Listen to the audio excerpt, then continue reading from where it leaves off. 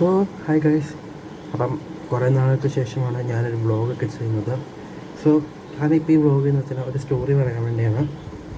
So എൻ്റെ story എന്ന് പറഞ്ഞു കഴിഞ്ഞാൽ, ഞാൻ വരച്ച പടം, അതായത് ഞാൻ ഒരു പടം വരച്ചിട്ടുണ്ടായിരുന്നു. ടോവിനോ തോമസിൻ്റെ ഐഡൻറ്റിറ്റി എന്ന് പറഞ്ഞ മൂവിയിലെ ഒരു പടം വരച്ചിട്ടുണ്ടായിരുന്നു.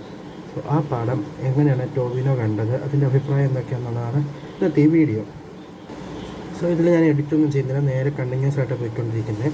സോ സംഭവം എന്ന് വെച്ച് കഴിഞ്ഞാൽ, ഞാൻ ആ പടം വരച്ചത് ആക്ച്വലി ചുമ്മാ ഇരുന്നപ്പോൾ ഡിജിറ്റൽ ഡ്രോയിങ് ആയിട്ടാണ് വരച്ചത്. സോ സംഭവിച്ചെന്ന് വെച്ചാൽ, ഞാൻ ഈ പടം പോസ്റ്റ് ചെയ്ത് ഏകദേശം 2 ദിവസം മുമ്പാണ് പോസ്റ്റ് ചെയ്യുന്നത്. അതായത് ഓഗസ്റ്റ്, എനിക്കിത് ഡേറ്റ് കറക്റ്റ് ഓർമ്മയില്ല, ഞാൻ പോസ്റ്റ് ചെയ്യുന്നു. അപ്പം അന്നൊന്നും കണ്ടിട്ടില്ല, ഒരാഴ്ചയായി പുള്ളി കണ്ടിട്ടൊന്നും ചെയ്തിട്ടില്ല.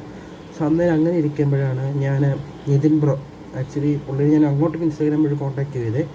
ശരി, എന്നാലും എനിക്ക് അറിയത്തില്ലായിരുന്നു പുള്ളി ഇങ്ങനെ കണക്ഷൻ ഉണ്ടെന്ന്. ജസ്റ്റ് ഫോളോ ചെയ്തപ്പം ഞാൻ അങ്ങ് മെസ്സേജ് ചെയ്യുന്നുള്ളൂ. സോ അന്നേരമാണ് ഞാൻ അറിയുന്നത് പുള്ളിക്കാരൻ, നിതിൻ ബ്രോ എന്നെക്കാളും പ്രായം കുറവാണ്, പക്ഷെ ഞാൻ അന്നേരമാണ് അറിയുന്നത് നിതിൻ ബ്രോ എഡിറ്ററാണ്. ആക്ച്വലി ആഡിൻ്റെയും മാർക്കറ്റിംഗ് ഒക്കെ എഡിറ്ററാണ്.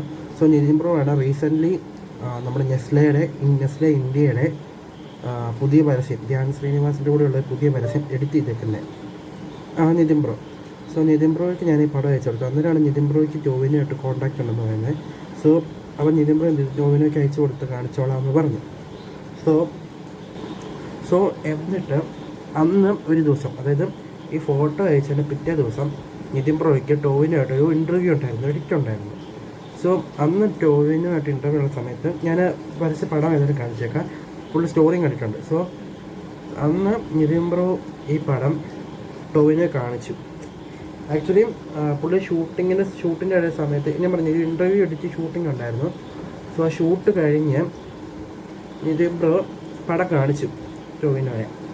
സോ കാണിച്ചു കഴിഞ്ഞാൽ ടോവിനോ എന്തെന്ന് ചോദിച്ചു കഴിഞ്ഞാൽ, അതെനിക്കിപ്പോഴും അത്ഭുതമാണ്. അപ്പം നിതിൻ ബ്രോ എന്നെ അത് കഴിഞ്ഞ് ഞാൻ ബാക്കി പറയാം. അതിനു മുമ്പ് ടോവിനോ പിറ്റേ ദിവസം, അതായത് ഞാൻ രാത്രി എടുത്തു നോക്കുമ്പം എൻ്റെ പടം കണ്ടിട്ടുണ്ട്, സ്റ്റോറി കണ്ടിട്ടുണ്ട് പുള്ളി. സോ അന്നേരം ഞാൻ നിതിൻ ബ്രോവിനെ വിളിച്ചു. നിതിൻ ബ്രോവിനെ ഞാൻ രാത്രി ഒരു 12 മണി 11 മണി 1 മണിയപ്പോൾ കണ്ട് വിളിക്കുന്നത്. സോ വിളിച്ചിട്ട് ഞാൻ പറഞ്ഞു, നിതിൻ ബ്രോ സ്റ്റോറി ഇങ്ങനെ കണ്ടു, താങ്ക്സ് ഉണ്ട് കേട്ടോ എന്ന് പറഞ്ഞു. അന്നേരമാണ് നിതിൻ ബ്രോ എന്നോട് പറയുന്നത്, ആക്ച്വലി പുള്ളിക്കാരന് പടം കാണിച്ചു. അപ്പോൾ ടോവിനോ അങ്ങനെ ആരും വിളിച്ച് സംസാരിക്കുന്ന ഒരു ടൈപ്പല്ല പുള്ളിക്കാരൻ. സോ നിതിൻ ബ്രോ പടം കാണിച്ചു.